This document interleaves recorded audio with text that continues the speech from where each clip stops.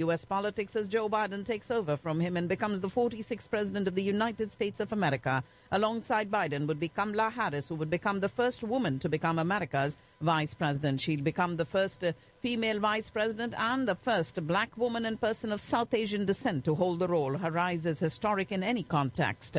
Another moment when a stubborn boundary will fall away, expanding the idea of what's possible in American politics. But it's particularly meaningful because Kamala Harris will be taking office at a moment of deep consequence, with Americans grappling over the role of institutional racism and confronting a pandemic that has disproportionately devastated black and brown communities. President-elect Joe Biden delivering an emotional farewell to Delaware last night, a day before his swearing-in, choking up while paying tribute to the state and to his late son, Beau Biden. He spoke from Delaware before departing for Washington, D.C., and became emotional from the top of the remarks as he thanked Delawareans who have been with him through the good times and the bad, and said, "It's deeply personal that our next journey to Washington starts here."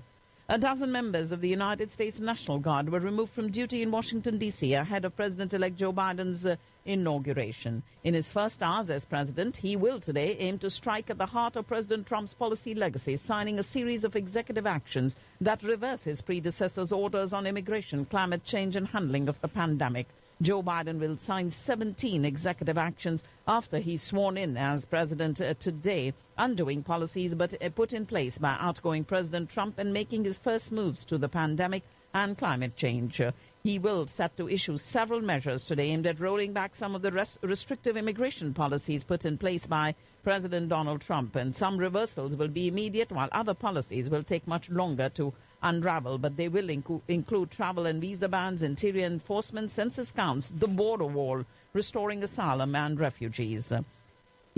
President Trump issued a raft of 11th-hour pardons and commutations early this morning that included his one-time political strategist, a former top fundraiser, and two well-known rappers, but not himself or his family. The batch of 73 pardons and 70 commutations issued in the final hours of his presidency expected and is in keeping with the long-standing presidential tradition of exercising clemency powers at the last minute. He used those final hours to issue this slew of 143 pardons and commutations and granted clemency to former White House aide Steve Bannon as part of a wave of pardons and commutations, but did not pardon himself, members of his family, or lawyer Rudy Giuliani. Early on Inauguration Day, of course, today, he pardoned also Google engineer Anthony Levadansky, who was convicted of stealing self-driving car trade secrets from tech giant before heading over to work for Uber. President Trump is reportedly considering the launch of his own political party after leaving office today. This being reported by the Wall Street Journal,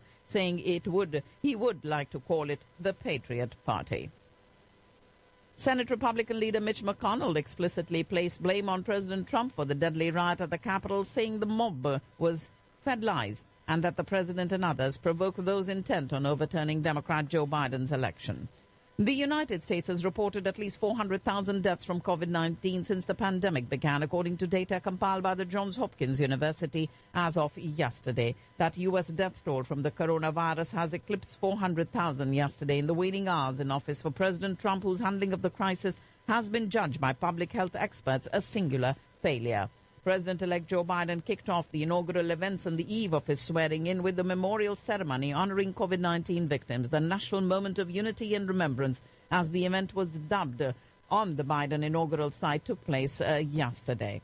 And President-elect Joe Biden signaled this new tone for the U.S. government by leading this very powerful tribute to the 400,000 Americans lost to COVID-19 as he arrived in Washington on the eve of his inauguration today.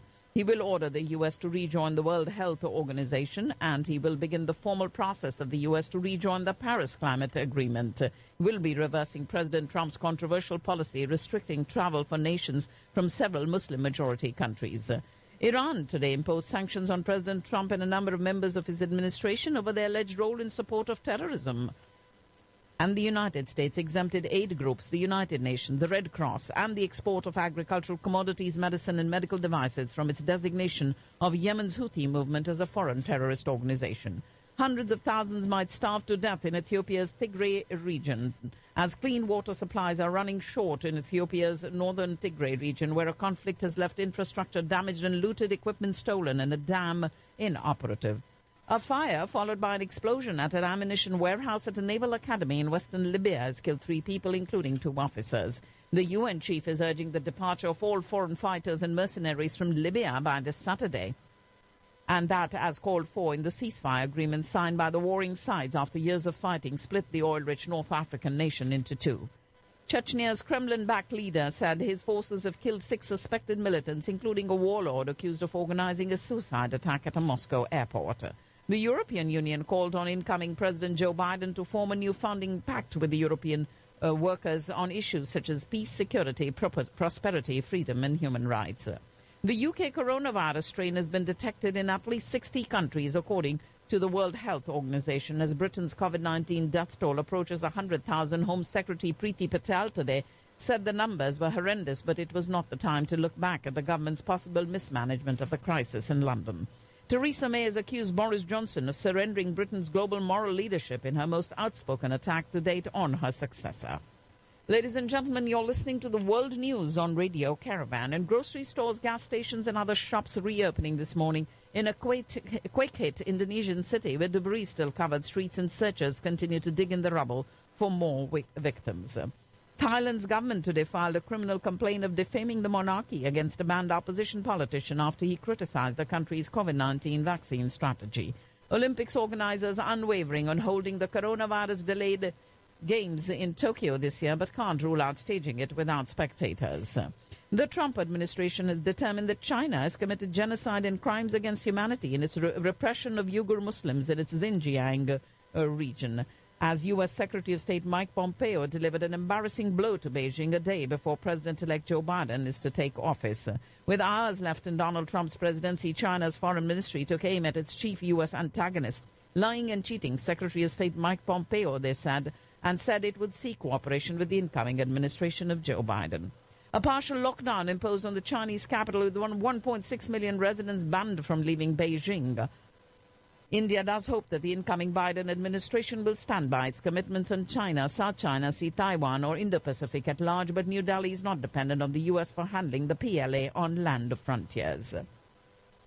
2 more Australian Open players have tested positive for the coronavirus, taking to the number of cases linked to the tennis tournament to 10. And the Indian cricket team rewrote history by beating Australia in a pulsating encounter in the 4th test at the Gabba in Brisbane. This incredible effort will always be remembered. India's Rishabh Pant became the top-ranked wicketkeeper batsman in the world.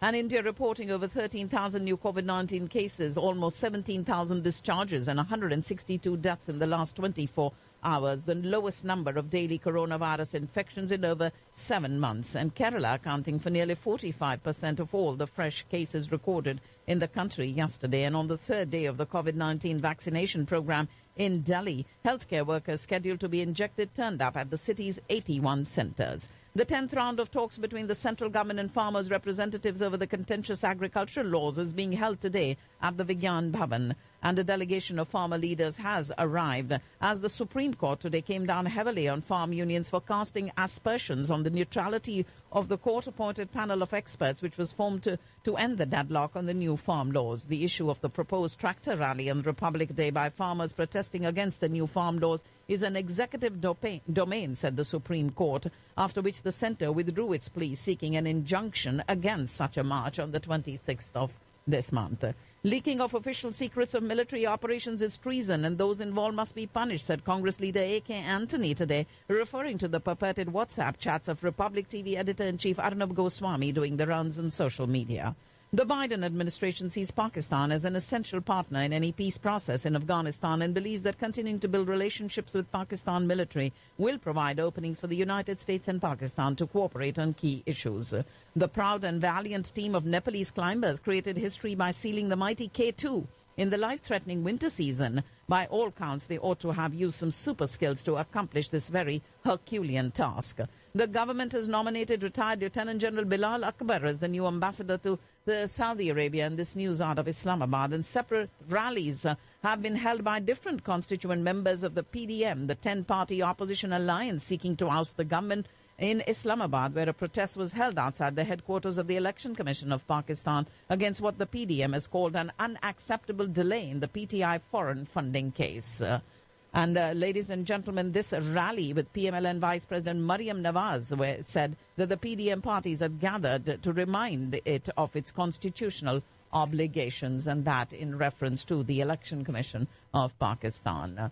We do have confirmed cases in Pakistan standing at 524,783 with 11,103 deaths reported.